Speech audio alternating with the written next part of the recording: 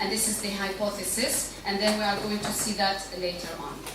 So, as Dasnet quoted in Lefebvre 1990, I quote, "Every translation up to a certain point is an invention." So I underline here the word invention, because when we talk about invention, we talk at the same time about creation, all right? And as such, it constitutes a unique text. So as you can see from this starting point, we believe that translation is unique in itself, and the text, the translated text as a product is unique.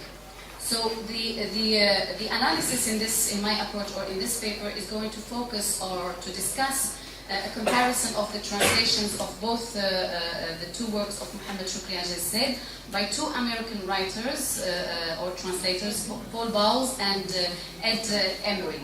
And we are going to show, or the objective is to show how translation has shifted from being, as I said, a mere language operation to being a multidisciplinary act that gives birth to a new text.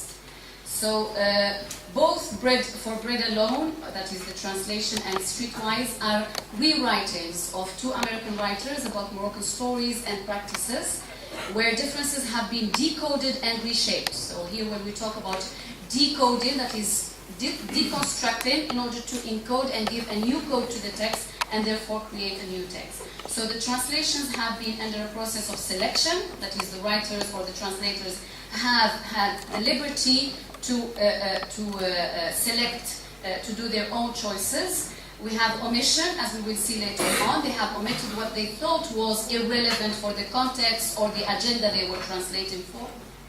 And then we have the reconstruction of meaning. That is, meaning has been reconstructed within the framework of the concept of meaning within the target language.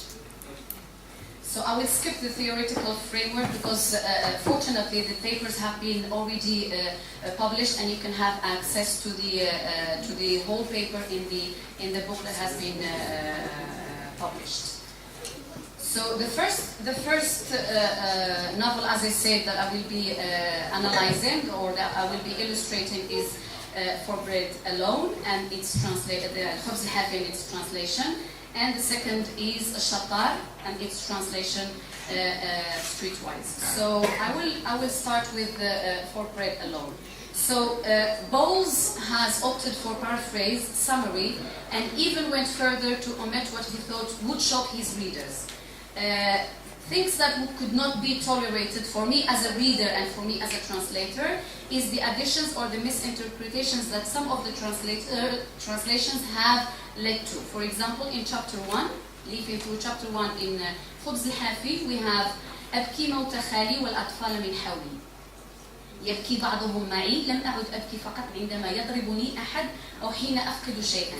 If we look at the translation of Shukri, we see, surrounded by the other boys of the neighborhood, I stand crying. My uncle is dead. Some of them are crying too. I know this is not the same kind of crying when I hurt myself or when a plaything is snatched away. So I have there another option, which is my translation. So if we look at the translation, we have in the source language, عندما يضربني أحد, and the writer, the translator has opted for when I hurt myself, which is totally different. عندما يضربني أحد, and here we know that Shukri was referring to his father. Okay, and when I hurt myself is that you do something to yourself, which is totally different. And then here he says أو حين أفقد شيئا. So it's an active, where the doer is أنا. Whereas in English we have when a plaything is snatched away. So the translator has opted for the passive voice, where we are focusing on the action. And then he has translated حين أفقد شيئا by the plaything. Shukri has been very general, shay'an, but the writer has opted for a plaything. So here, maybe he thought that what children have at that time is a plaything, is something that a child plays with.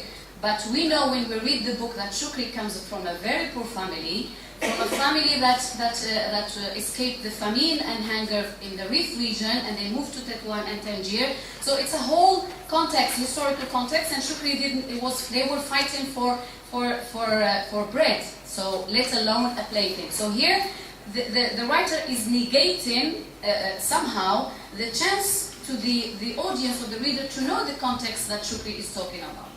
The second example that I'm going to refer to is the references to Allah,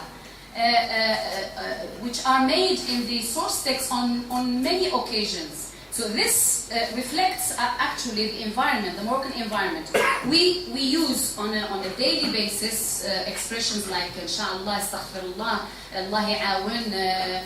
So here the writer skips or avoids to translate these expressions. And even when Shukri describes his father, he says he curses everyone, even Allah. But in Arabic he says يسب العالم دائما ويجتف على الله أحيانا ثم يستغفره. Because this is how we do it in Morocco. You are angry and you say something, but you say أعوذ بالله من الشيطان الرجيم أستغفر الله. But then the writer, he says that the translator, he curses Allah. So he misses this religious reflection of in the original text.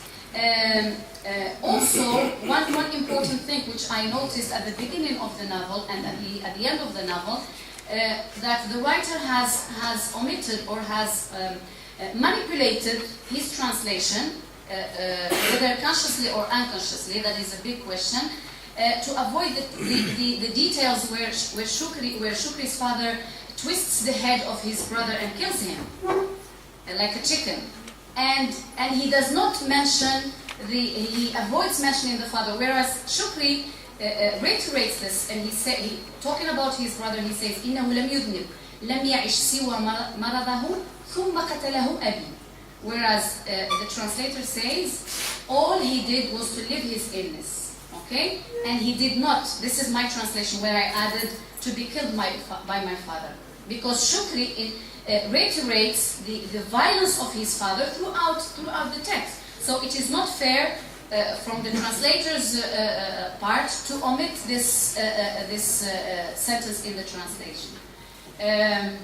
So in this context, that's why I go back to my hypothesis and I say that every translation is a creation actually, whether there is a conscious or unconscious manipulation. Stories, as Besnet quotes, stories are always changed in their retelling. So the way you retell the story is not going to be the same, never.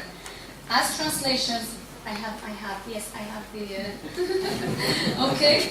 There can never be sameness in translation, for a text moves across a language so as it is decoded and recoded, disremembered and remembered, reshaped and remade into a new original to be read anew, which means that we are creating a new text for a new audience. I will quickly move to some examples from the second novel. So the first thing that struck my attention in the second novel, which is Shattar, is the first page. We have يسار مدخل القهوة حاجز الخشبي معروضة عليه مأكولات سمك وفلفل مقليان. The translator translates this as, to the left of the cafe door stood a wooden counter with falafel, fried fish. So here the translator is translating فلفل مقلي, الفلفل المقلي. We know that in Morocco we have a dish, a famous dish, سمك مقلي, les fritures de poisson avec les piments frits, الفلفل المقلي والحوت المقلي. It is, so here the translator is translating فلفل مقلي by falafel.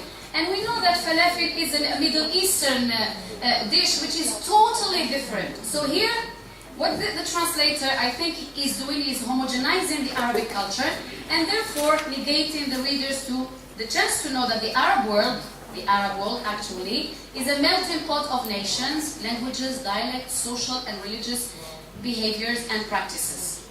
The second, I still have maybe two examples. On other occasions, the translator uses literal translation, which most of the time fails to convey the referential meaning of the original text. For example, the expression "ولاد السوق." "ولاد السوق" is used in Moroccan Arabic to refer and curse bastards or kids who grow up in the streets. So consider this example. حمار غبي أأنت تدرس عد إلى طنجتك مع أولاد السوق بدلا من أن تضيع وقتك هنا وتضيع وقتنا معك. So the translator, Ed Emery, translates this or renders this as idiot, donkey. Don't you want to study? أنت تدرس, which is different. Why don't you just go back to Tangier with your market friends instead of wasting your time here and us wasting our time on you? So market friends here can mislead the reader, because in the novel and in the previous novel in Khubz al-Hafi, Shukri talks about his market friends, actually because he had some friends in the market, because he was helping his mother sell vegetables and parsley and in Tetouan. So he had some friends in the market who influenced actually his behavior and his habits, so which is not the case. Anyway, thank you very much for your attention. My time is up.